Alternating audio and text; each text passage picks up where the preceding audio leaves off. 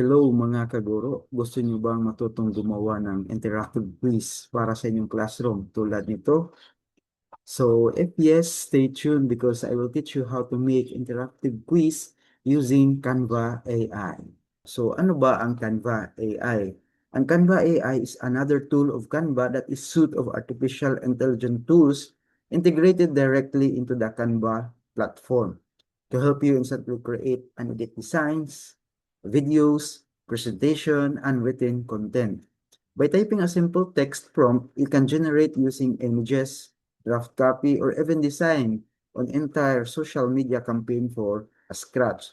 So, si Canva ay gumagamit ito ng prompt tulad ng mga ChatGPT at Gemini.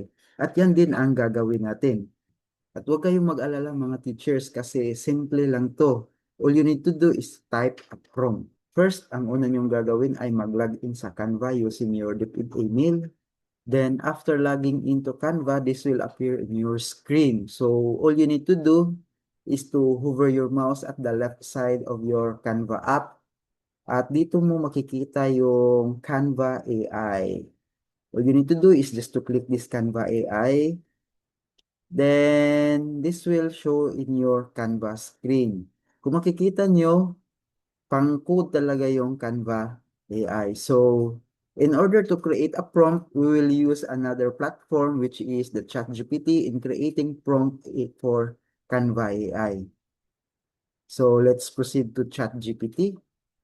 Ito na yung ChatGPT ko mga kaguro at I will create a prompt for Canva AI. For example, this one, I will ask ChatGPT to create a prompt like a quiz bee style in my chemistry lesson.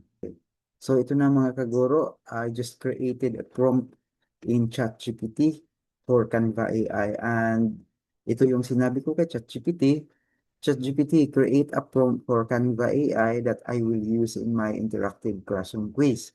Make it like a quiz bee style and it has also 3 difficulty level. So yan lang ang prompt na ginawa ko mga kaguro for the ChatGPT. And si ChatGPT na ang bahalang mag-analyze kung ano yung gagawin niya. Basta ang importante sa akin yung quiz bee style. So ChatGPT will make a prompt for Canva AI that looks like a quiz bee style interactive quiz. So ito na yung lumabas kay ChatGPT. Create an interactive classroom quiz bee game presentation for senior high school physics student.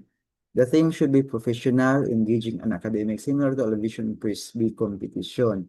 Ito yung prompt ni ChatGPT mga kaguro. So, meron siyang design requirements, parang modern quiz show.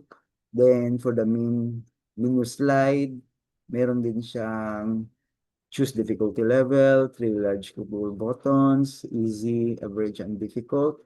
Meron din siyang sa easy level, 10 questions. Sa average level also, 10 questions. And difficulty level is 10 questions.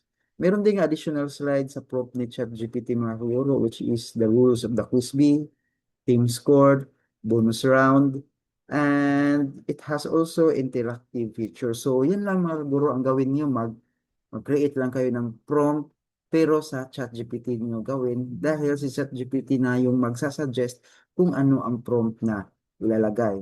So, all I need to do is to copy and paste this prompt created by ChatGPT. So, ito na. Kukopyahin ko na itong prompt. At i-copy ko ito sa Canva.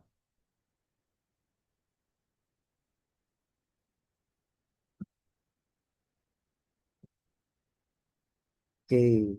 By the way, mga kaguro, all you need to do pala is to click also the code. Kasi si Canva ay maraming features. Tulad nito, create student activities, meron siyang design, meron siyang image, meron siyang doc, at code, then video clip. So tayo, since magko-code tayo, all we need to do is to click this code. Okay, once click, this will appear in your screen. And all we need to do is to paste the prompt created by ChatGPT. Kung meron kayong additional na add sa prompt ng ChatGPT, you need to add lang po mga kaguro. Pero sa akin, okay na to. Nabasa ko na.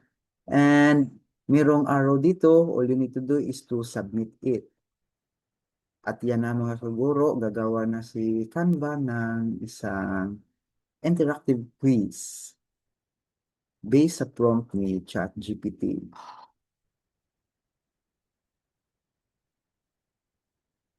So, ang gagawin na natin kaguro ay maghihintay kasi medyo matagal-tagal to, mga 1 minute or 2. So, ito na nga mga kaguro at natapos na ang paggawa ni Canva ng ating interactive quiz para sa ating classroom. But first, ano ba ang importance nito sa innovative instructional supervision, ang technology-based pedagogy? So, using Canva AI, it is very evident that it is a technology-based pedagogy. Through instructional supervision, school leaders and supervisors encourage teachers to integrate digital technologies that enhance students' engagement, katulad ng gagawin natin, creativity, and learning outcomes. Also, Canva supports this goal by providing an accessible platform for creating interactive presentations, infographics tulad ng makikita natin sa screen, worksheets, video, and assessment that makes lesson more engaging to the learners. And also, from a technology-based pedagogy perspective, Canva enables teachers para sa atin to apply modern teaching strategies. Hindi lang yung Betamax ang gagawin natin, such as collaborative learning, project-based learning, and multimedia instruction. Students can create visual outputs, presentation, and digital projects that promote critical thinking, creativity, communication, and digital literacy.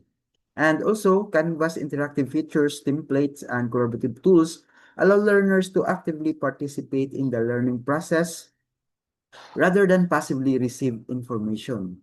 Then, furthermore, supervisors can use Canva to monitor instructional practices by reviewing digital learning materials, providing feedback, and sharing best practices among teachers. So, the platform also supports differentiated instruction by allowing teachers to design materials that cater diverse learning needs and preferences of the students. Kaya, importante mga kaguro na matuto tayong gumawa nito para sa ating mga estudyante. So, let's try to publish this mga kaguro para makita natin kung gaano ito ka-interactive at kaganda. And click publish. So, ito na mga kaguro. It's preparing our website. Then, ito na. Tapos, pag ganito na ang lumabas sa inyong screen, all you need to do is to click the view website.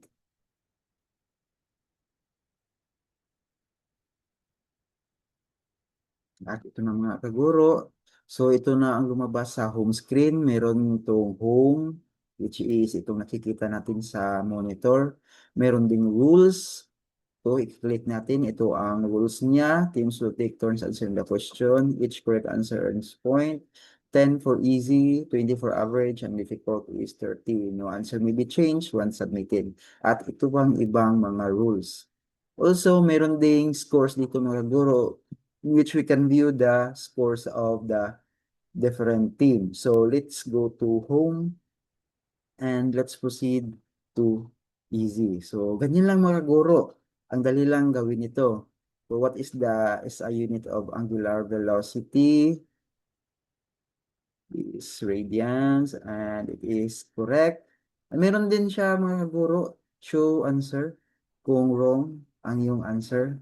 So, after selecting the correct answer, all you need to do mga guro is to click the next. Then, linear motion is also known as translational motion. At correct na naman tayo mga kaguro. So, which quantity measures how fast an object rotates? So, if we will click this angular velocity, no, check naman. What is the formula of speed? For example, mga guro, let's click this mass and acceleration. O ito na ang makikita natin sa screen mga kaguro. Magre-red yung wrong answer and magre-green naman yung correct answer. So, ganyan lang kadali mga kaguro. Kaya use Canva AI for your classroom para maging interactive naman ang ating mga klase. And yun lang po mga guro. Thank you for watching.